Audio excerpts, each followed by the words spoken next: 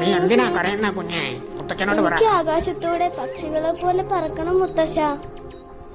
എനിക്ക് ആകാശത്തുകൂടെ പറന്നിട്ട് മലകളും പുഴകളും പാടങ്ങളും ഒക്കെ കാണണം മുത്തശ്ശ. കുഞ്ഞെ, അത് നമ്മൾ വിചാരിക്കുന്ന പോലെ പറക്കാൻ കഴിയില്ല.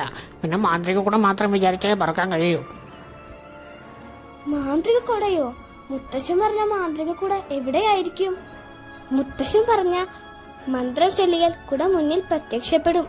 ഓം ഹ്രീം ഞാൻ ഇവിടെ തന്നെ ഉണ്ട്. ഇത്രയും പെട്ടെന്ന് വന്നല്ലോ. ഓം ഹ്രീം പറക്കട്ടെ.